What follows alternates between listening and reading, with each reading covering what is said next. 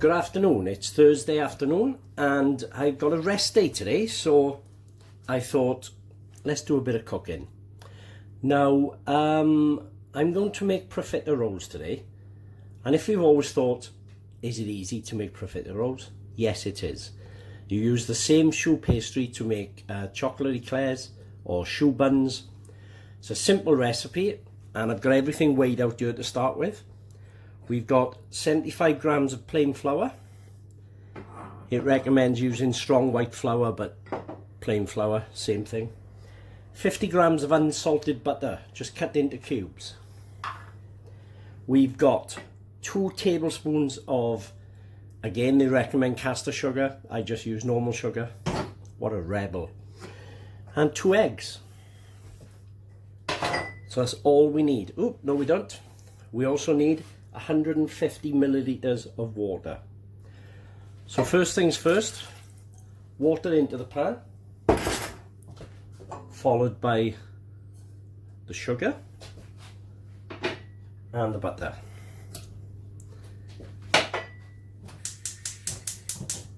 So all we're going to do, we're going to heat this up first, and then once we've heated it, we'll just gently bring it to the boil.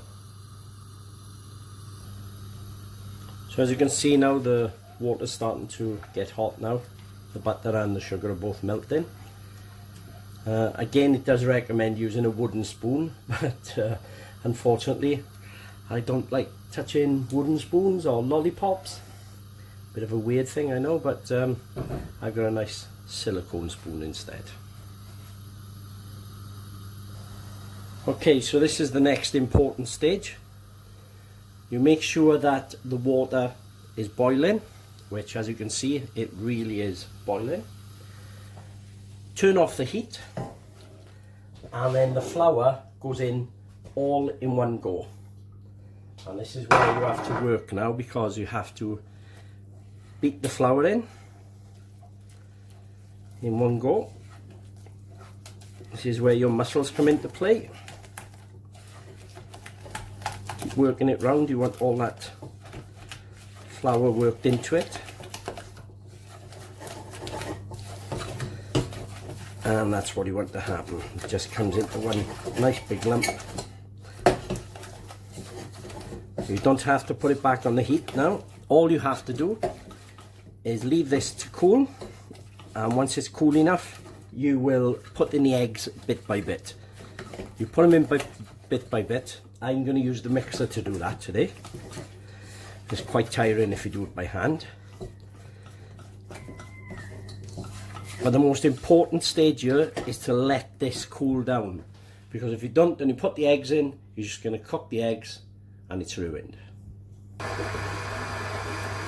So as you can see, I've transferred the mixture to the mixing bowl with the beater on it, and I'm just going to let it beat for a few minutes.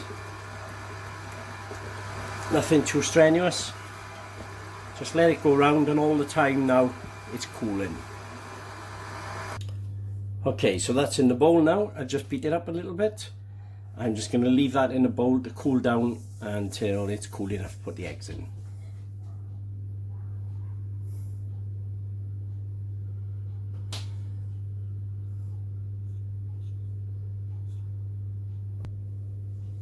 So while we're waiting for that mixture to cool down, I got myself a piping bag and an open end plain nozzle. This is what I use to pipe the profiteroles.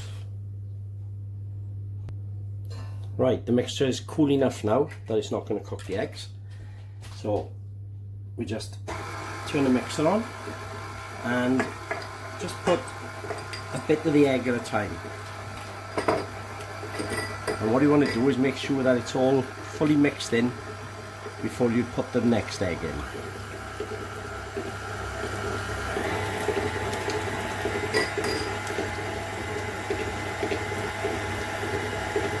So that's peaking up nicely now.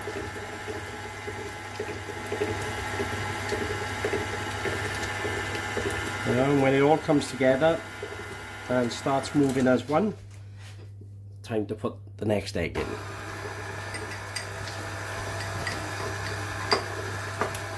There they are. The 3 eggs I've actually put, sorry, the 2 eggs I've actually put in now in 3 lots. So this is the second lot that's gone in.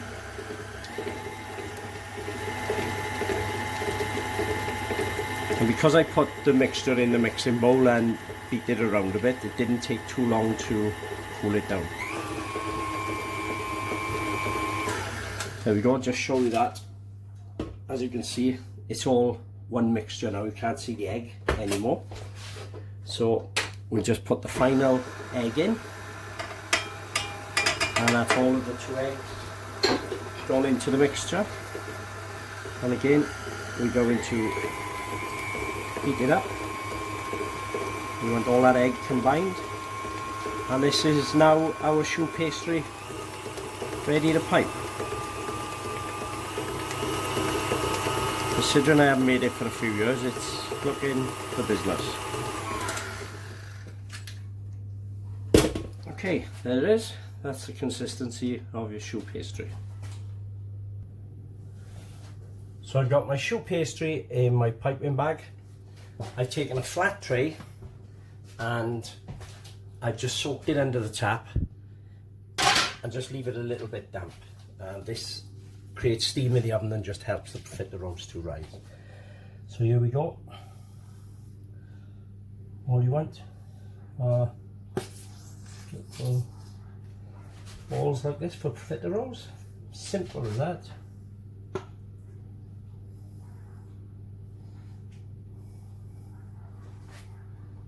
How many we'll get out of this?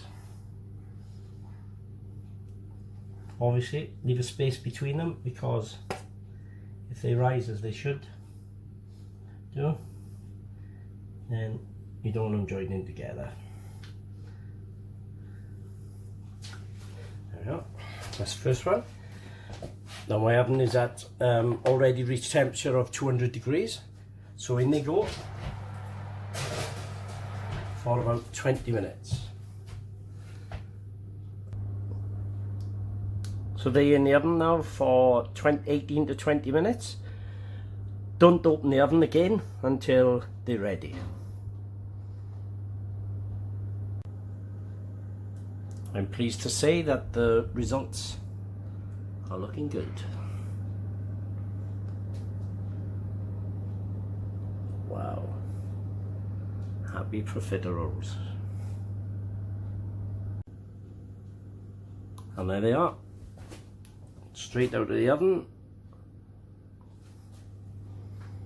Now just let them cool so we can fill them with cream. So in total, that recipe has made 23 fair-sized profiteroles. You could get 2 dozen out of it. Obviously not working on a baker's dozen, but yeah, you could get 24 out of it comfortably if you just made 1 or 2 a little bit smaller. So it really is up to you what you want to do with your profiteroles once they're made.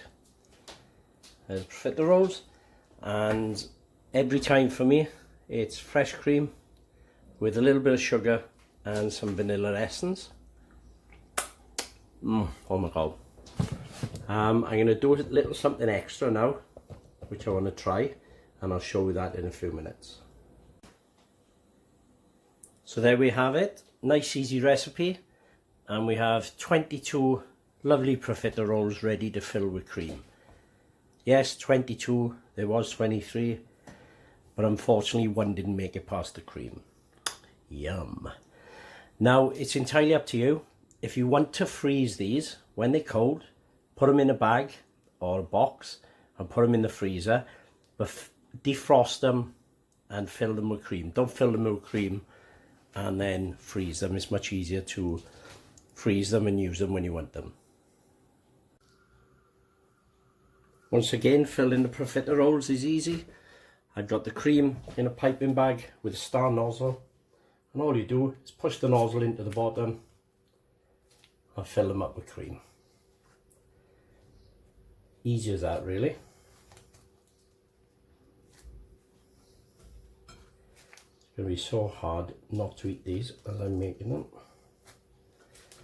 Entirely up to you. Put as much cream in as you like. If custard's your thing, put some custard in them. So I'm going to make a sauce now, a toffee sauce to dip them into, so that'll be the next stage. So there were some casualties, mainly profiteroles, while I was filling them, but I've got a nice even plate now, and take it from me, they taste delicious. So let's get this sauce on then. So I saw this sauce on the internet yesterday, and it's a knob of butter and some Werther's Originals. I really don't know how many to put in, but it won't go to waste however many you put in. So I'm just going to put a dozen or so in with the butter and see how we go there. Because all I want to do is dip the top of the profiteroles into the toffee that it makes. Okay. So the butter and the Werther's Originals are in the pan. I'm just going to warm that up and see what happens. They should melt. Well, this mixture is boiling up. I'm not sure if it's supposed to or whether you just let them melt. So what I'm going to do is turn it off and just let the sweets melt on their own for a bit to see if that does it. No, to be honest, it just started cooling down, so I just put a low heat back on now. See if we can get these to melt. If not, I'll be making my own sauce. Yes, with a bit of patience, it's finally started melting and coming together like toffee.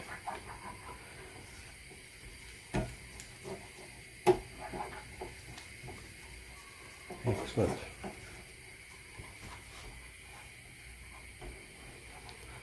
That's looking good to dip the profiteroles into. So here we go. Sauce. Very hot sauce.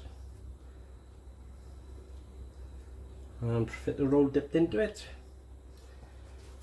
Doesn't look too bad. To be very careful because seriously burn yourself here with this. But the toffee sauce is covering the profiteroles. Exactly what I wanted. Not looking too bad actually. Like I said, just be careful because this toffee is absolutely boiling. So if I get them all done, we'll see.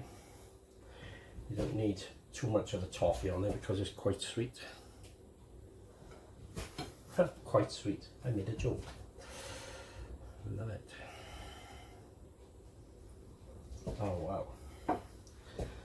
Again, this is looking good enough to eat. A bit messy, but cooking can be like that sometimes. That's half the fun of it. So I'm coming to the end of it now. Yeah, that'll probably be the last one. Just always squeeze it back on that plate. So there we are. Fresh cream profiteroles and a toffee sauce. Thank you for watching.